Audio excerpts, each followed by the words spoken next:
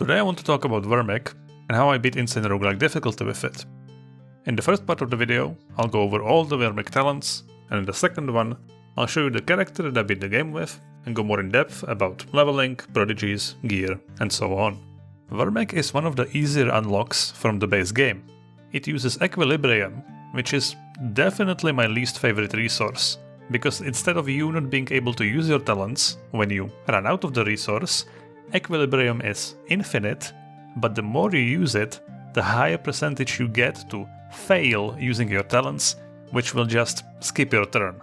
Willpower raises this threshold from which the chance starts increasing, but still it is pretty frustrating to manage. At least it doesn't get affected by fatigue. Wyrmic though, despite the resource, is a pretty awesome class. There are two distinct ways you can build your character. Either you can focus on weapon damage and be a fairly regular warrior with a bit of dragon spice, or you can forego the weapons entirely and fully embrace the dragon, breathing fire, ice, acid and more, disintegrating whole screens of enemies. I think the way I presented it gives away which I think is way cooler and what kind of build you can expect in the guide. Let's get into the talents. The weapon categories I'll go over briefly, as you've likely seen them before. In two-handed assault, Stunning Blow is the star talent, letting you disable an enemy for a long time. Fearless Cleave is surprisingly great because of the mobility it provides. It's for all those turns when you need to move a tile before you can hit an enemy. Death's Dance is a decent AoE if you don't have any in the rest of your talents, and Execution looks alright until you realize you can eventually reach a 100% crit chance and use talents that deal more base damage and without having to get an enemy low first. The Shield Tree, while good, I don't think makes as much sense, since Wyrmic is a pretty aggressive class. I would go for two-handed weapons or Psyblades. On the other hand, getting counter strikes would help solve Wyrmic's accuracy problem, but that's about the only upside I see for shields. With that out of the way, let's get to the good stuff, starting with the Sand Drake aspect. Swallow is the talent Execution wishes it could be. If you spend time in melee, this talent really wants to be maxed eventually, since you get crit chance, the cooldown goes down, and you can swallow enemies sooner. The threshold also scales with the size of your character. If you've ever wondered why plus size items exist, this is one of the few niche uses for it. Also, each of these aspect trees give you resistance to their element for each point you invest in them, and while it's really not a lot, getting rewarded with free resists just for picking powerful talents does feel pretty good. Quake is an AoE attack that also has a random terrain manipulation, which is terrifying to use, because it will be fine 99% of the time, but then you'll use it and somehow manage to aggro 10 uniques from 5 different rooms. It's definitely more of a niche tool rather than an actual attack, and I personally don't want to ever use it. Burrow is a really good escape talent. It lets you eventually instant speed start moving or get knocked back through walls, but not something like trees. If you create a zigzag pattern, you can fight enemies one by one in melee range and have a safe way out. The armor resist penetration is nice, but that's not how you'll be using this most of the time. This is only the third best escape talent Wyrmic has, by the way. Each of the aspect trees end with a Dragon Breath, which are always huge cones dealing that aspect's damage type and usually applying some sort of debuff. Uniquely, the damage of these talents scales with strength only. Might Power does not affect it at all. They all have 20 turns of cooldown, which is a lot, but there are ways around it. The range on these talents is not capped at 10, and with Adept, it can reach 12 range on max rank. Just a little hint of what you can expect in the build guide. Sand Breath applies Blind, which is a powerful debuff that makes monsters move and fire spells randomly and usually miss weapon attacks. It would be worth a point for the debuff on weapon Wyrmics, but you might not have enough mind power to always apply it. Breath Wyrmics want to eventually max all the breaths, but this one is a lower priority because it does a little less damage than the others. In the Fire Drake aspect there is Wing Buffet, which continues the trend of lackluster AoE attacks This one has a knockback tied to it. My Wyrmic wanted to keep enemies away from himself, and I still never used this. 3 knockback is just not that much. Gap closers will still be in range, and if they just walk to you, you probably didn't need this in the first place. And also Wyrmic has Tornado in the lightning aspect, which can just keep enemies from you so much better. Bellowing Roar is a huge, powerful AoE confusion, paying for that with a long cooldown.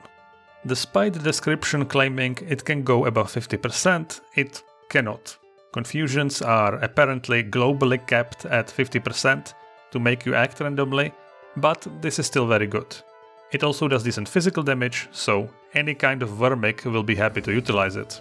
Devouring Flame also has a cooldown of 20, but this one I don't think justifies it. I guess the upside is that it heals you over time, but it does low damage, so I'm not impressed by this. Fire Breath is the highest damage breath there is. At first glance it looks like it kind of sucks, because it only does its damage over 3 turns, but it actually also does upfront damage, it just doesn't say it. This is one of the breaths you will want to max early if you're focusing on them. Onto the Cold Drake aspect. Ice Claw is another AoE attack, this time it can freeze the targets.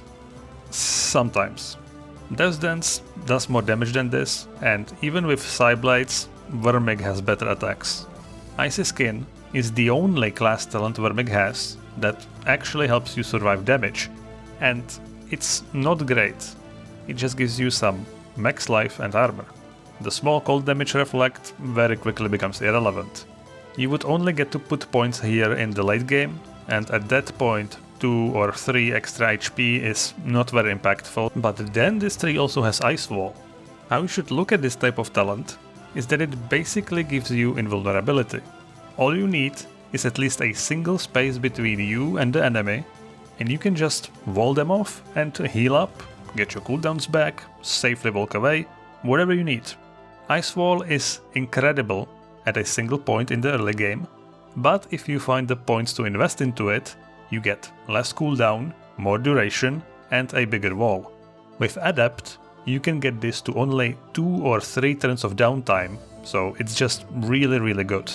Since it's also transparent, it tends to confuse enemies, which will continue to launch spells at you, but don't worry, you are perfectly safe. You can't be targeted through it by AoE or even like single target attacks. Nothing will get through the wall. Ice Breath does solid damage and freezes enemies, which is bad if you are trying to kill the enemy, as the ice block makes them immune to debuffs and tanks 40% of the incoming damage. It also obviously makes the enemy unable to act, but on the breath focused builds you have a very limited amount of damage, so you usually want to use Ice Breath last. Storm Drake aspect only has crazy powerful talents, starting with Lightning Speed, which is like a movement infusion, but better, which is usually not the case for this type of talents. It might not reach as high of a percentage as a late game movement infusion, but it lasts for up to 4 turns instead of 1, so you can basically run across the entire map. Really good for 1 point, and if you can spare a few more, it's very reliable for an escape, even late game. It's also a great combo with Burrow to make long tunnels. Static Field is a very unique talent. It makes all enemies hit in a large AoE lose a percentage of their current life. This is not regular damage, it cannot crit, resistances don't apply to it, it can only be avoided with a physical save against your mind power. It then also does some lightning damage, which makes it usable against trash mobs, but you really want this as an opener against the really tough enemies.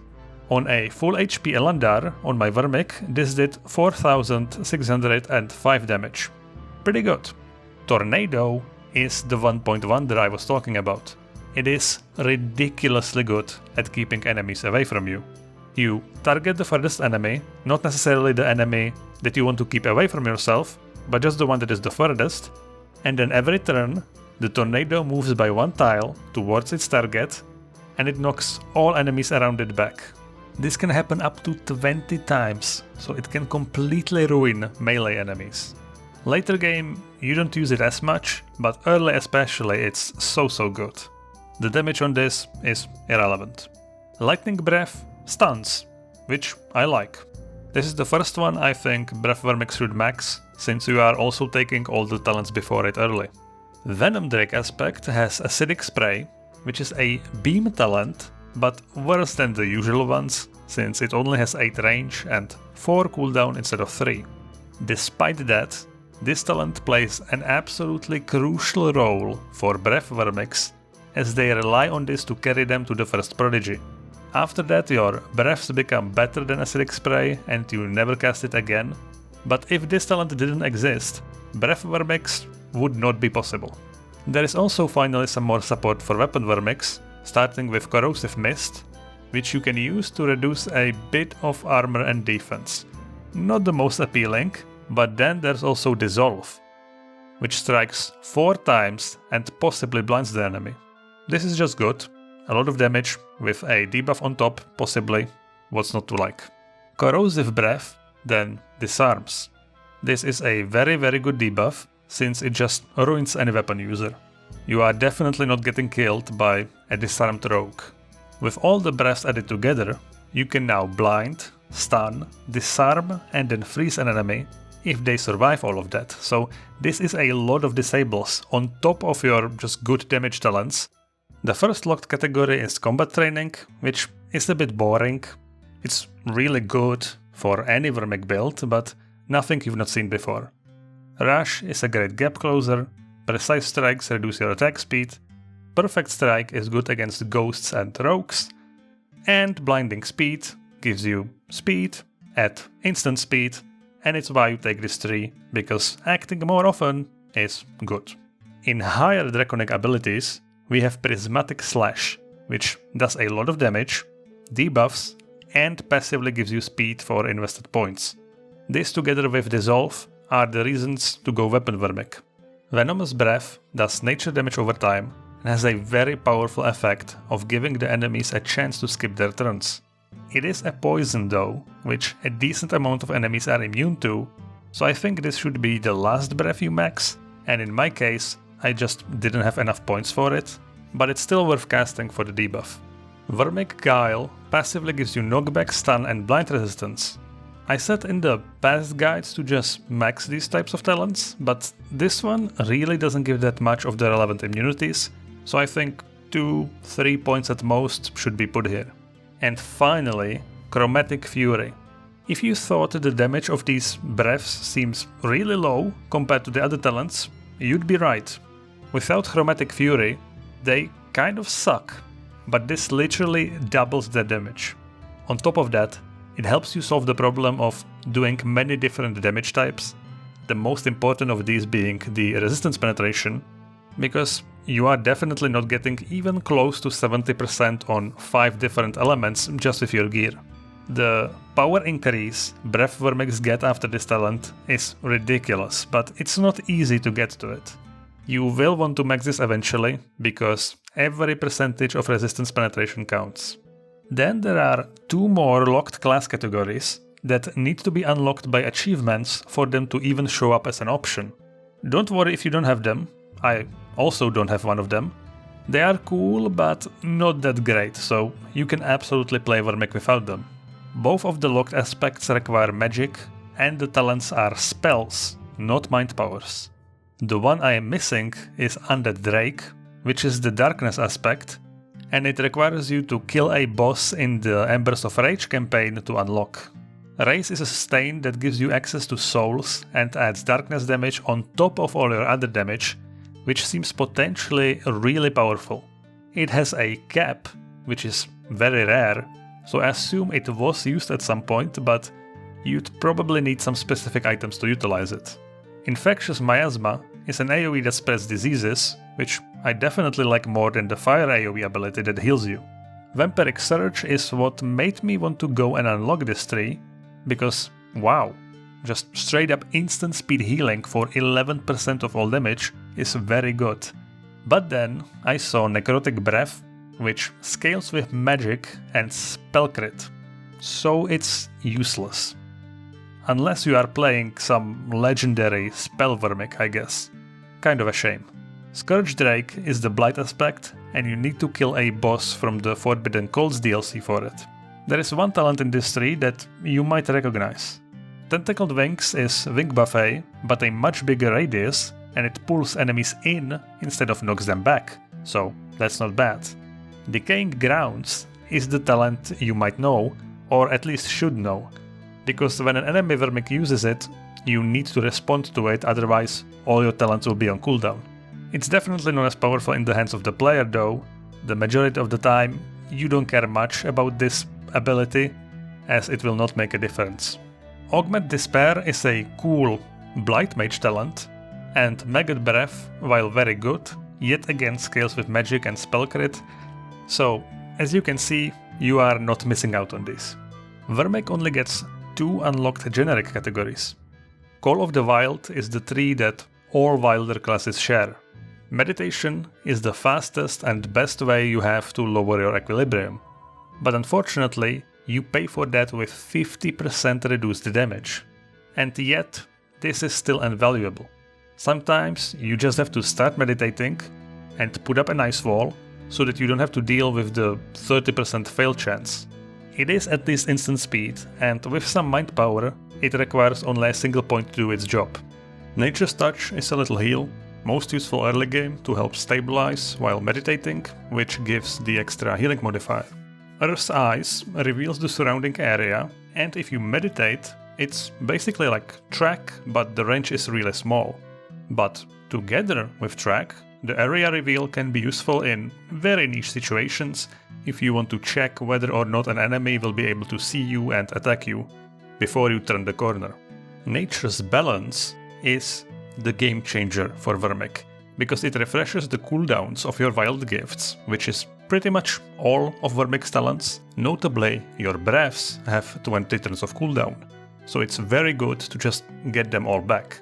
The tier is based on the position of a talent in its tree, so for example, Nature's Balance is a tier 4 talent, Meditation is tier 1, Earth's Eyes is tier 3, and so on. There are no tier 5s and 6s as far as I can tell. So you only need enough points here to refresh tier 4s. And then Wyrmics also just start with Fungus unlocked. Wild Growth is just a big passive HP boost, and any leftover generic points can always be put here. I like this talent a lot. Fungal Growth is what makes regeneration infusions viable, as it lets you, with some investment and mind power, have one permanently running, which makes you really hard to kill. Ancestral Life is good if you get hurt and then use heals. It gives you speed basically. But I think there are very few classes that can really use this effectively. You have basically only the healing inscription as an instant heal on Wyrmic, and no damage mitigation. So if you get chunked to half health, you don't want to be standing there, casting heals. Instead you should just run away. You can still put a point in this, just to decrease your equilibrium by a bit each turn when a regen infusion is running, which eventually will be almost all the time. Sudden Growth is a heal, which is only good when your regen infusion is running, and I don't think Wyrmics need it. Nature's Touch should be more than enough. You should not unlock Survival. Despite how much I love track, there are other ways to get it. But Harmony is worth mentioning, as you can get it every run simply by consuming the heart of the Sandworm Queen. Waters of Life, instant speed, make all diseases and poisons heal you, instead of damaging you. Which sounds great at first, but then you realize most poisons also have extra negative effects, like for example, a percentage chance to make you fail using your talents, or just straight up reducing all your damage, which Waters of Life does not affect. So you need to cleanse the poison anyways, and even diseases reduce your stats, which could sometimes be important, so this is not very good. Elemental Harmony is a sustain that gives you these bonuses sometimes, but since you can't control which elements hit you and when, this is not impressive. Apparently you used to be able to hit yourself to trigger this, which sounds much better, but it was removed. Since Wyrmics already struggle with equilibrium, you might not even have this turned on, at least in the early game. One with Nature is why you go into this tree. It lets you use your inscriptions more often, which is just always powerful. If you run the single region infusion setup, this helps keeping it always on, even if you lack the mind power or you don't have enough points in the talent that prolongs the infusion, so it's just a nice talent to have. And last and kind of least, Healing Nexus helps you deal with all the annoying enemies that keep healing. I don't think this is worth any points on Breath Wyrmics, as you'll be out of range for this, and even if you went melee, you could just hit them instead of casting this. It's 24 equilibrium.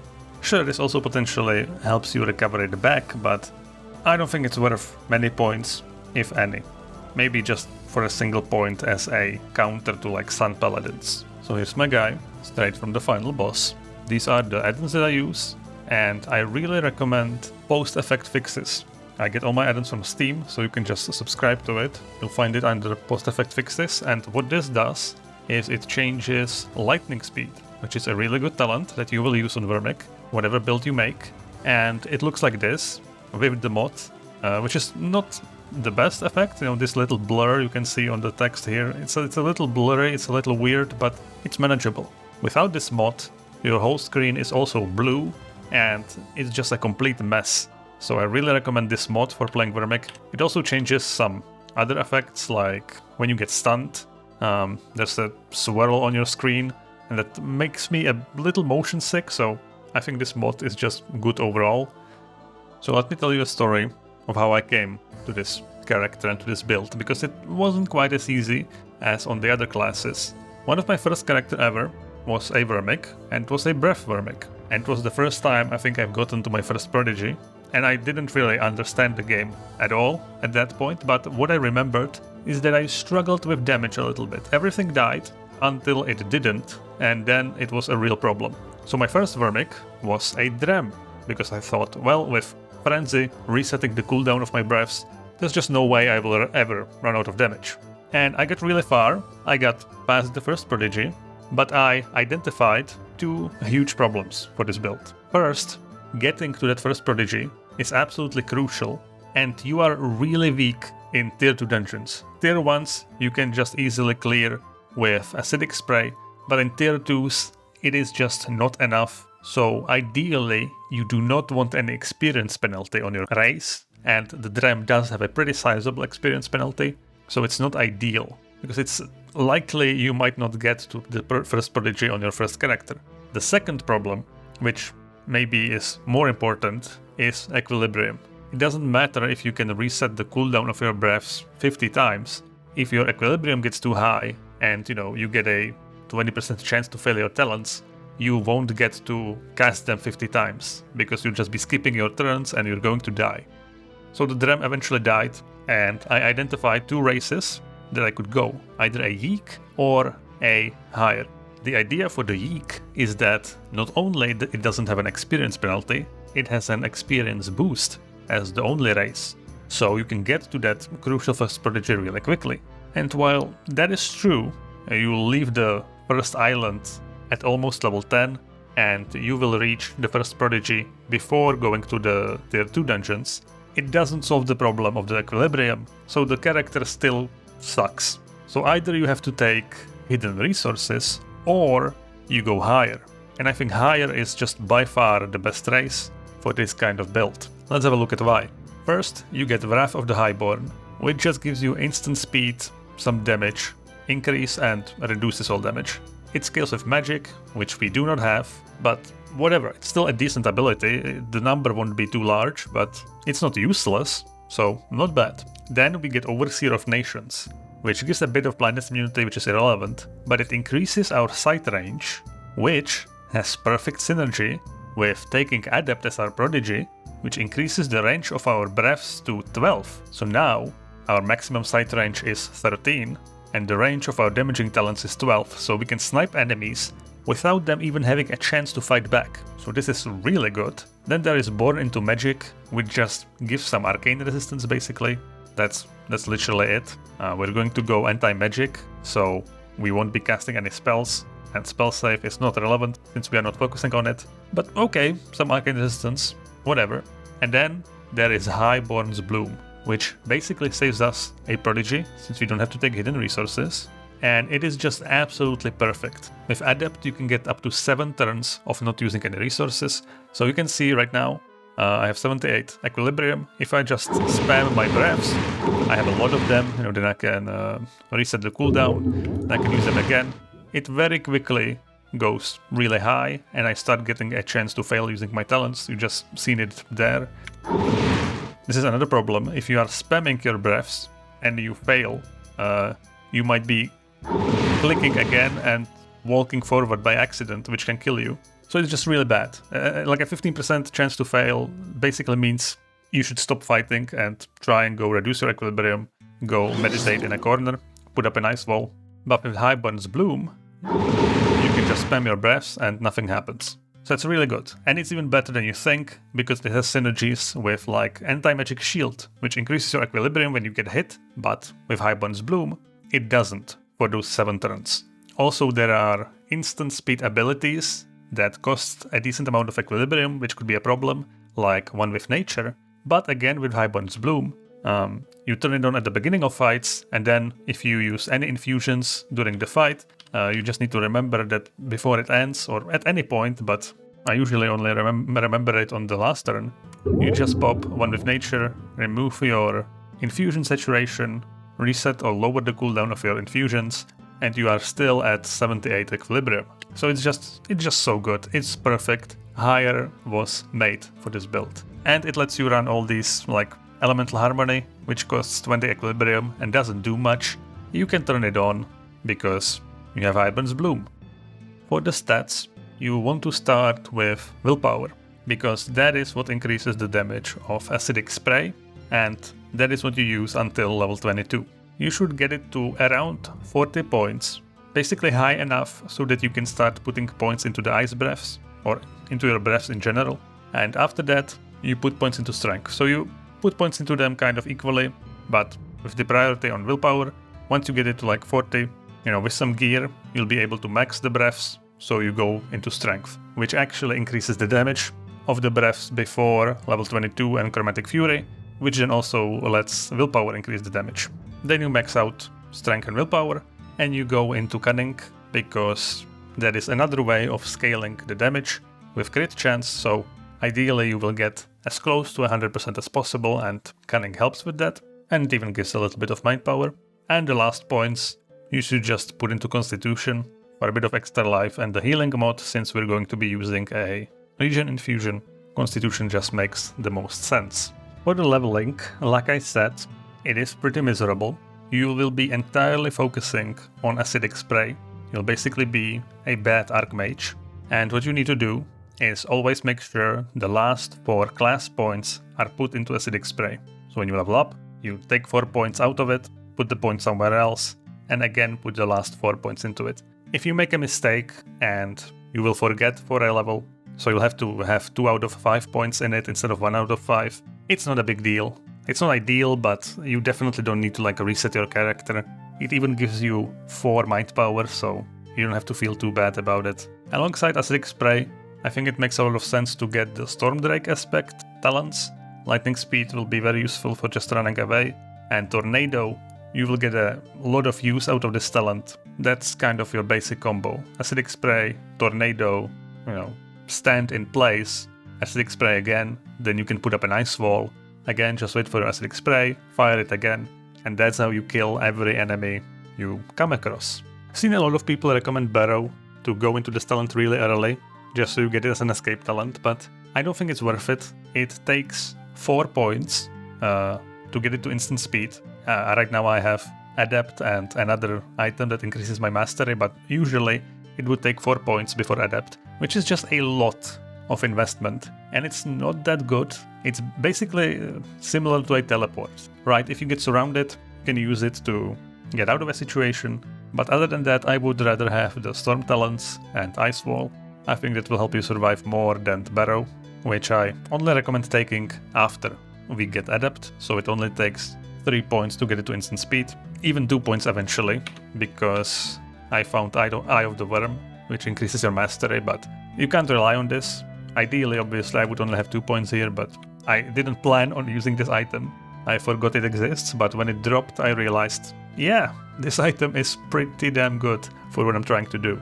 So you can try and float the third point in case you find that Mind Star, so that you can take 1 point away.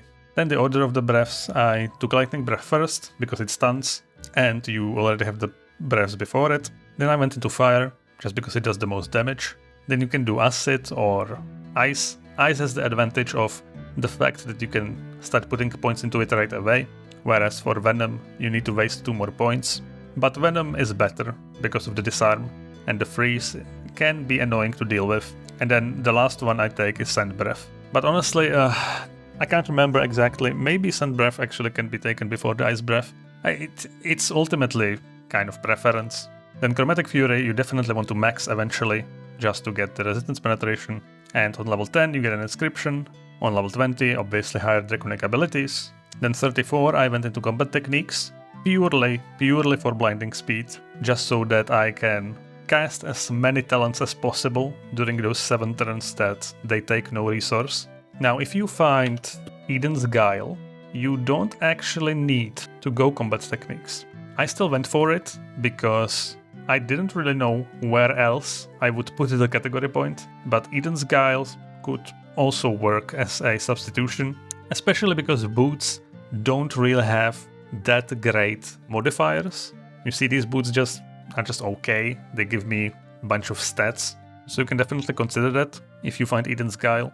And yeah, that's pretty much it. I put 2 points into Swallow, even though I didn't really use it, just for the extra 3% crit, and then 1 point into Venomous Breath, just because I would like to max it ideally, but I just didn't have enough points. Static Field I find worth it just for the final boss. I basically never used it otherwise, because ideally you want to start fights from 12 range, which this obviously does not reach. But if you get ambushed by a really tanky mob, it is best to cast this first. And Ice Wall, just look at this beast. 13 turns of cooldown, 11 turns of it being up, so there are only 2 turns of downtime right now, 13 length, so this is just a monster. At any point, if you just have too much equilibrium, all you need to find is a little spot where you can get a square between you and the enemy. You just wall yourself off, you put on meditation, you just wait, and then when it goes down, you just need to survive 2 turns. All you need to do is just cast a tornado on them maybe, and you can put the wall up again. So it's really good. The only situation that sucks is that sometimes when you put it diagonally, it will look like this, which is useless because the enemy can just walk through the gaps. So this is really bad, but it only happens if it's like exactly diagonally. And even if you put it a single square to the side, it actually does its job. It will do this weird wiggly pattern, but this works. But if it's exactly diagonally, it is unusable. Then on the generic side, you'll be putting points into Wild Growth for early game, just because it's kind of your only place to put your very early points, and it will help you survive that difficult climb to level 25. And then the only other generic talent you really need is Nature's Balance to reset your cooldowns, and everything else is kind of optional, and also Thick Skin obviously. But in terms of the class generic points, Fungal Growth is nice, especially with all the increased Mastery and Adept. Right now I have it at 14 turns of cooldown. No, it runs for 14 turns, but it's 12 turns of cooldown. That's really good, makes me really tanky, 300 life every turn, almost 400, really hard to kill. All my resists are super high despite wearing heavy armor. With 110 armor, 100% armor hardiness, I am ridiculously tanky for how little mitigation this class has. The reason I'm so tanky is because I go Antimagic. Now this is a fairly difficult decision, as you lose out on some pretty decent item modifiers, but I think it's necessary, since you will struggle with resistances early, so the Antimagic Shield can help. Although, you can only really run Antimagic Shield after level 24, where you get High Bonus Bloom. I also only did the Antimagic Trial right before going to tier 2 dungeons, so I think I was around level 20. And that's because it could actually be pretty difficult, since you don't have great ways of getting through the Bone Shield on the Orc Shaman, which is the last enemy. So I was a bit terrified that I could actually die but I managed it in the end. The biggest reason for why you ideally want to do it as early as possible is Resolve, which just gives you a huge bonus to resistances. I only have 2 points in it, but that is because of Adept. Before Adept, you will need 3 points in it to get the bonus that gives the resistances to 3 elements instead of just a single one. So this is the part that will actually help you survive. Also in the Mindstar Mastery tree that you need to get from Zigger by talking to the gem merchant. And you get this tree mainly for Leaf's Tide, which is just really broken, giving you a 50% chance to avoid any damage. And I usually max this talent, but what I found out is that with enough Mind Power and Mindstar Power, this chance to avoid damage caps out at 49%. As you can see, 3, 4, 5 points all give 49%. So again, hopefully you just float 2 points here until you get to this threshold. So for the Prodigies, there are 2 options that I considered for the first one. First, and that's what I went on my first character, you can take I Can Carry the World. This is good because it gives you 50 strength, which is the only way to scale the damage on your breaths, right? Is strength and willpower. Mind power doesn't apply. So this is a pretty big boost to damage. It also even gives you a size category, so it has some synergy with Swallow. But it literally does nothing else, right? And what I found instead is that Adept gives pretty comparable damage. It is worse. I'll put the numbers on the screen.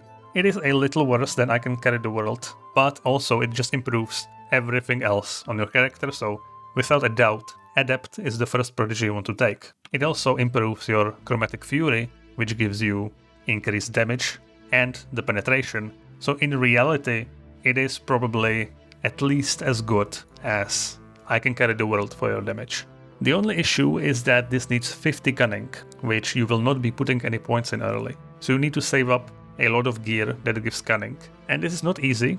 Once I hit level 25, I went to all the shops and tried to buy any gear that gave Cunning, and I only got to 47. So I had to play without a Prodigy for a bit. So it's up to the RNG gods how quickly you drop the correct items, but it's worth waiting for it, because it's just so much better than I Can Carry the World. And then the second Prodigy, right? I alluded to it in some of my earlier videos, that Elemental Surge, right? It's just perfectly made for Wyrmics.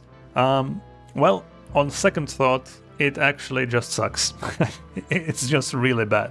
The reason is that, first of all, some of these effects you do not want to use just randomly, right? So like the fire one is obviously fine. You can use this as your first breath to increase all damage dealt. Although it's not the first one you want to use because it just does damage, right? The first one you want to use is like the stun from lightning, for example. But that one increases your movement speed, which you do not need in your opener. So that's kind of whatever. The physical one is good, right? The physical one is like a mini Spine of the World, and you can kind of use the physical one whenever. But what made me decide not to take it was the nature one, because the nature one is also good. It's cleansing a magical debuff, which I usually don't run any cleanses for. So I thought, well, this could kind of shore up my weaknesses while giving me some offensive power. But then I realized you need to store 800 damage of one type, right? Which the idea is that your breaths deal at least 800 damage. So you can store this damage in a single breath, but the nature breath does damage over time. So first of all, I'm not even sure if it would count for storing that damage. Hopefully it would, although I'm not sure. But even if it does, it would take a long time, and then it would trigger, not when you want it, but just kind of randomly.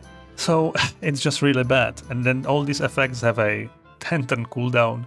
Also, it only does the damage in radius 3, which you won't be in radius 3 to enemies most of the time, ideally. So yeah, it's actually just really bad. And I was kind of enamored with the idea that, I could make it work. Surely it's not actually bad, but no, it is. It is just awful. It's a little sad, but yeah, I would never pick Elemental Surge. Instead, what I picked is Draconic Will, which, since you are Wyrmic, you are close to the Draconic world from level 1. So you can take this right on level 42 and turn it on when enemies get to range 10, since from range 12 they usually cannot debuff you.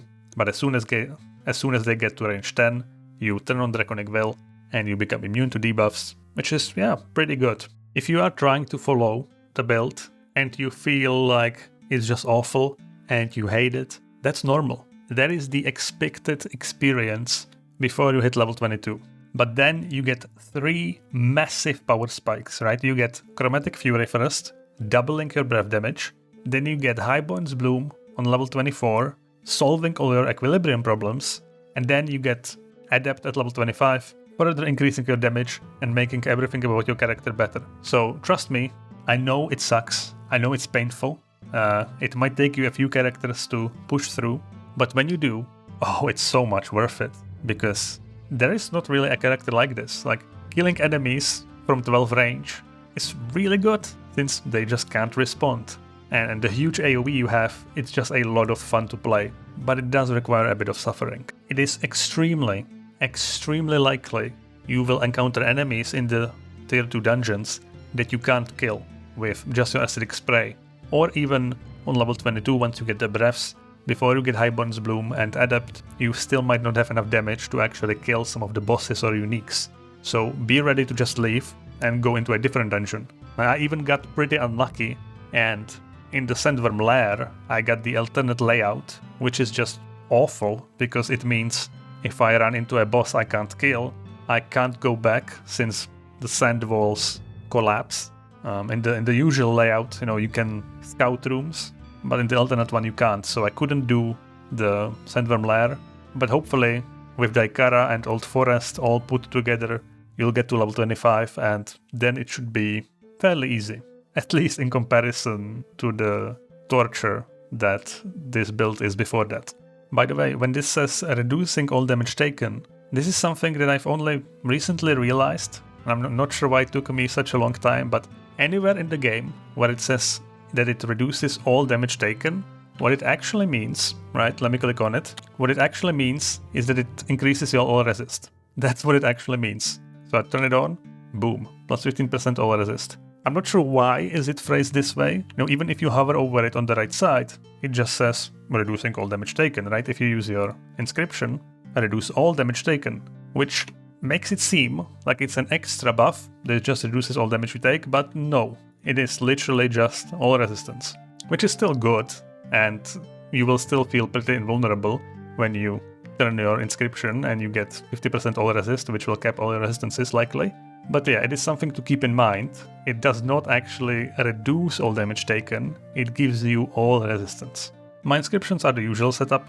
I run a movement, a healing, which has some extra use since you have Ancestral Life. So when you get chunked, you use your infusion healing, you get a bit of extra speed, and then just 2 vials, 1 physical, a really good one, and 1 mental. I couldn't find a decent one for magical and mental or magical and physical, but this was enough, especially with Draconic Will. You don't really need that many other cleanses, although you should still be immune to stun and at least confusion, ideally. And then for the 5th one, after Wyrmic, you can take the regeneration one. Or it depends, right? If you put points into this before the Wyrmic, then you can use it instead of the healing infusion. It depends how your gear comes together. Also, I decided to go heavy armor because I felt like it gives me the higher odds of survival at the start of the tier 2 dungeons. It's better against physical at that point in the game, and you will have a resolve against any sorts of elemental damage. So that's why I went for heavy armor. You could definitely go light armor also, just to have an easier time with the resistances, but since we are taking Adept, which makes our thick skin better, it makes our Chromatic Fury better, which also gives a bit of all resist, and we go Antimagic, I think you can definitely get away with heavy armor. Let's have a look at the items. Let's first talk about the uniques, and the really biggest one is Eye of the Worm, which I've seen a bunch of times during my playthroughs, but I forgot about it, but it is literally perfect for this build, for what we are trying to do. It increases the damage of all the elements that we use, it gives a bit of crit, it gives a bunch of resistances, and it gives the mastery to all your Drake aspects, and it even gives you an extra breath, right? So this 3rd one is from Eye of the Worm. It randomly switches between them, and it also only has a level of 8.8 instead of the usual 10.4, which I think it's because Adept doesn't apply to it, because it's not an actual talent, right? So this means it's only radius 11 instead of radius 12. But the advantage is that it doesn't take equilibrium to cast it. So you can either, when you use Blinding Speed and then you use Wrath of the Highborn, you can use it as your opening breath without using Highborn's Bloom, because it won't increase your equilibrium. Or you can save it after your Highborn's Bloom goes off. Although usually if it's a good breath, I just use it. If it's like a lightning one for stun, you can get double stun. So it's just really good. This item is just perfect. And I think it's fairly common. It's tier 4, but I think it drops in a lot of my runs, so hopefully you can get it. The other unique that is quite important is Spellhunt Remnants, which you need to upgrade by destroying magical items. And when you get it to the highest level, it gives pretty decent stats, but more importantly, it gives you basically a mini Rune of Dissipation that also stuns if the enemy is unnatural, so like undead. So like against the Master, for example, it just completely ruins him. Or like Celia, there's a decent amount of unnatural mages. And when you combine it with Mana Clash, which will eventually remove 4 magical sustains, then you have Spellhunt Remnants, so this will help you remove most magical sustains on enemies. So it's just a very good item to have. Then I ran a Girdle of Preservation, which just gives all kinds of resistances, and it's really nice, although it's more of a luxury. I only equipped this very, very late. And a Plate of the Blackened Mind, just because it gave me Confusion immunity, and I didn't have to worry about it anymore. There are all kinds of decent tier 5 heavy armors that you can use. For example, there is Chromatic Harness, which is again tailored towards this build, right? It reduces the cooldown of your breaths, but it reduces it by 3 turns, which is not very relevant. It goes from 20 to 17. That's still a really long time. Now, there is also Scale Mail of Kroltar, which by itself just gives some HP along the resistances, but you can combine it with the Dragon Helm of Kroltar for a set bonus. But unfortunately, the set bonus is, I think, just like a bunch of stats. Let me see. Yeah, it just increases the stats and gives you some powers. Saves, even worse. And this gives you more life. So it's just not worth it. Despite it being made for this build, you shouldn't really use it.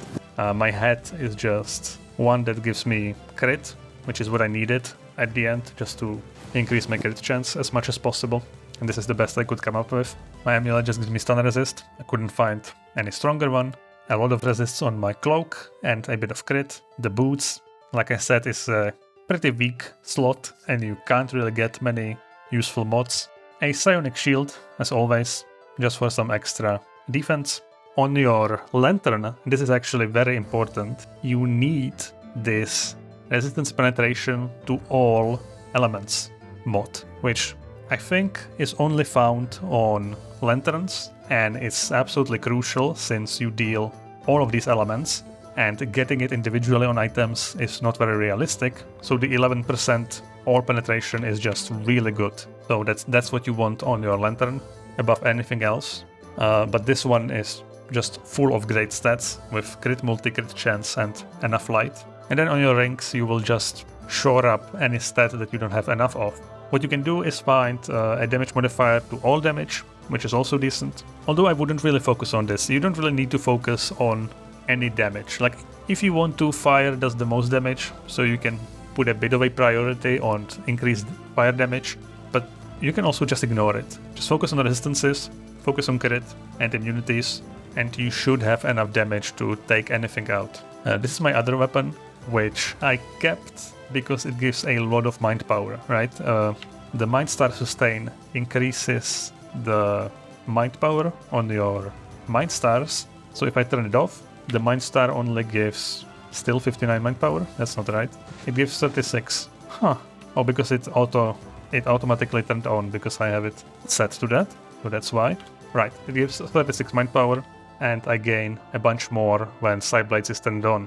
And obviously you don't need mind power for the damage, but you need it to apply your debuffs.